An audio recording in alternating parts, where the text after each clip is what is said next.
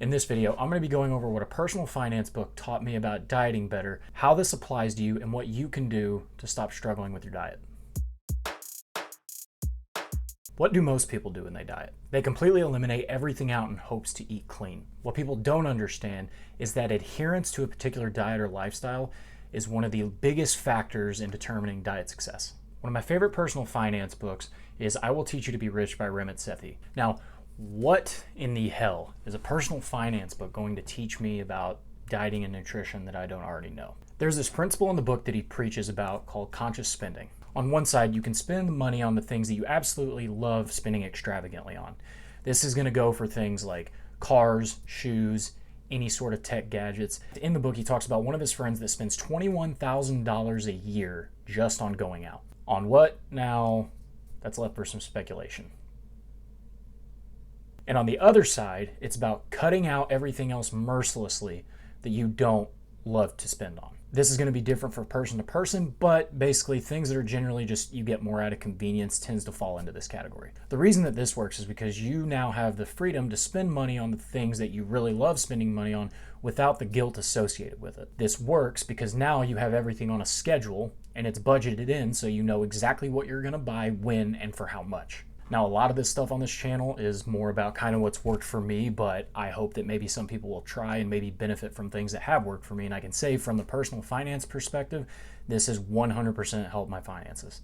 I did realize at some point, hey, this is something that you can also use within your diet and nutrition to hit certain goals, especially for those that struggle with binge eating and overeating. Whenever I think about this with diet and nutrition, I think of it like a calorie budget. I cut out all the extra snacks and fast food and things that I know I personally don't love to eat, while I kept in my Chipotle and dark chocolate peanut butter cups from Trader Joe's.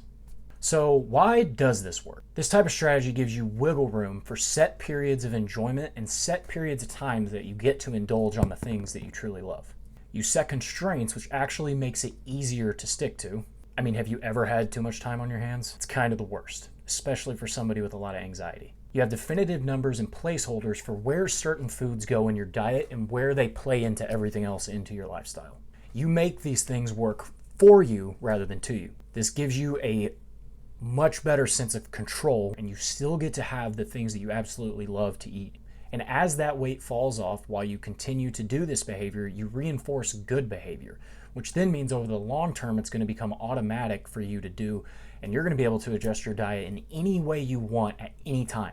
This is the thing about dieting. It's a skill, and having these strategies in place is going to tremendously help your ability to manipulate your weight and your body to how you want it to be. So now, how do we actually come up with our own calorie budget? You're going to name 2 to 3 junk foods or to-go foods that you absolutely love that make it possible to track the calories. Most restaurants are going to have their nutrition labels and their macros on their website.